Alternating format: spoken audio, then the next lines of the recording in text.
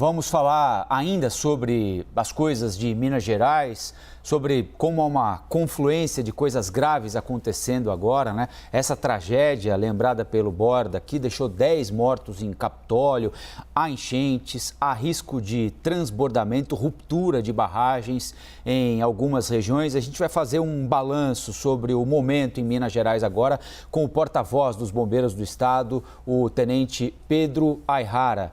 Tenente, muito obrigado pela entrevista aqui para a CNN. Bom dia. Bom dia, Colombo. Bom dia, Muriel. Bom dia a todos os ouvintes. Tenente, queria começar falando sobre Capitólio. Ainda há possibilidade de que exista alguém desaparecido? Vocês trabalham com essa possibilidade ainda? Ou este é o número final de vítimas, 10 mortos? Colombo, a princípio o número final são realmente de 10 mortos. Por que a gente permanece com essas operações em Capitólio? Porque por mais que nós já tenhamos recuperado esses 10 corpos, devido ao impacto, à violência dessa colisão da rocha com algumas das vítimas, nem todos os corpos eles foram recuperados de forma íntegra. Então, infelizmente, alguns corpos eles foram segmentados com o impacto, da rocha. Em decorrência disso, a gente permanece fazendo buscas no local para poder fazer a recuperação desses segmentos corpóreos menores e também dos destroços de outros indícios das próprias embarcações que vão auxiliar nas investigações, subsidiando o inquérito que vai ser feito para apurar as circunstâncias desse acidente. Mas, a princípio, em relação às listas que a gente já cruzou, que a gente já fechou, não existe nenhuma outra pessoa reclamada como desaparecida, como também não existe nenhuma outra pessoa que estava na lista de passageiros da Lancha de Jesus, porque esses 10 óbitos são da mesma lancha. Então, a princípio, a gente não deve ter nenhum tipo de alteração em relação ao número confirmado de óbitos. Tenente, tem previsão de quando esse trabalho dos bombeiros em Capitólio deve acabar? A gente ainda não tem essa previsão, porque hoje vai ser um dia muito decisivo para a gente poder definir isso. Conforme a gente consiga fazer a recuperação desses segmentos corpóreos menores e também desses indícios, e hoje a gente vai concentrar todo o nosso trabalho em finalizar isso, a gente vai poder fazer essa reavaliação. Durante todo o dia a gente permanece, nessas atividades.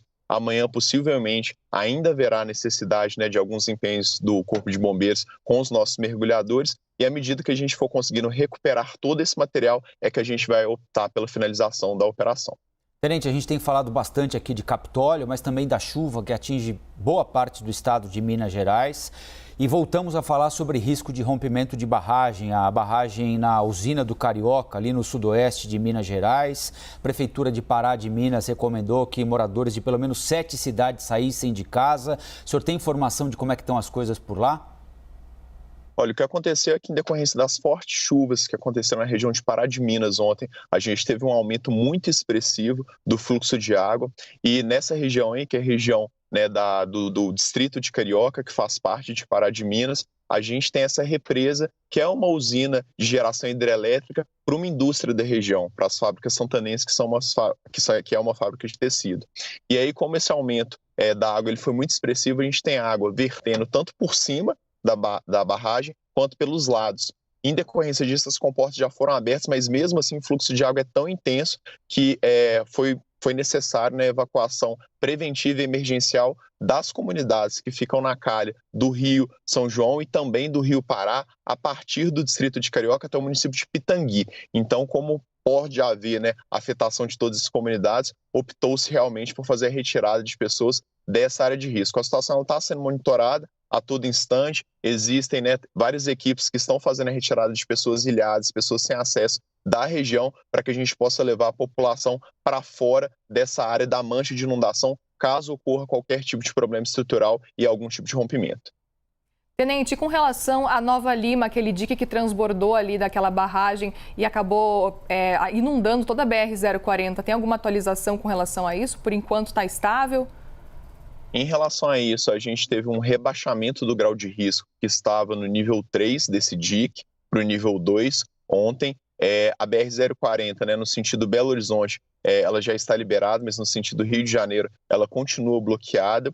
E toda a empresa ela também já está fazendo análise para testar a estabilidade da pilha estéreo, porque foi um tombamento de uma pilha estéreo que acabou caindo nessa área de contenção de águas, que provocou esse movimento de onda, que causou o galgamento desse curso de água por cima ali daquele dique. A gente ainda está com chuvas muito fortes na região, mas a gente já conseguiu estabilizar essa situação. Então, a princípio, a gente não tem uma situação de risco configurada no local. O que é mais importante é que a estrutura desse dique, o maciço desse dique, está completamente íntegra, não apresenta nenhum tipo de falha estrutural. O que aconteceu realmente foi que o nível da água, quando aconteceu esse tombamento dessa pilistério, acabou acontecendo aquele movimento de onda e ele passou por cima do dique, mas a estrutura dele está completamente íntegra. Tenente, vocês estão trabalhando com a previsão do tempo de muita chuva ainda para os próximos dias, em alguma região específica?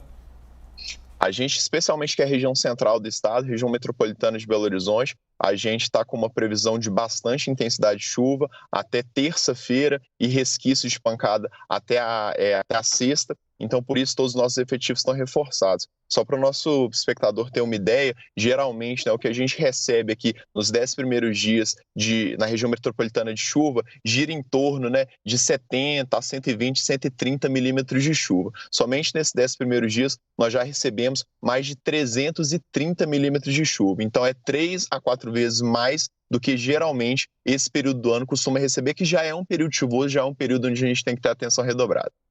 Tenente, por causa dessa demanda muito grande, o Corpo de Bombeiros de Minas Gerais sozinho está dando conta de tudo isso?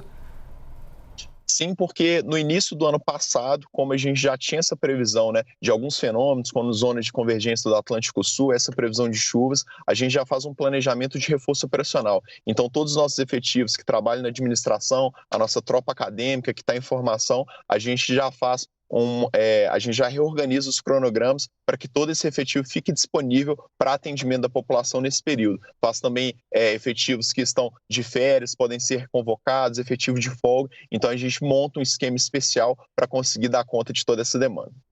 Tenente Pedro Aihara, porta-voz do Corpo de Bombeiros de Minas Gerais. Tenente, bom trabalho aí ao senhor, a todos os seus colegas do Corpo de Bombeiros de Minas, que passam por mais um momento bastante delicado, e nós voltamos a conversar aqui na CNN Brasil. Muito obrigado, agradecemos a confiança e permanecemos aqui à disposição. Obrigada. Bom dia.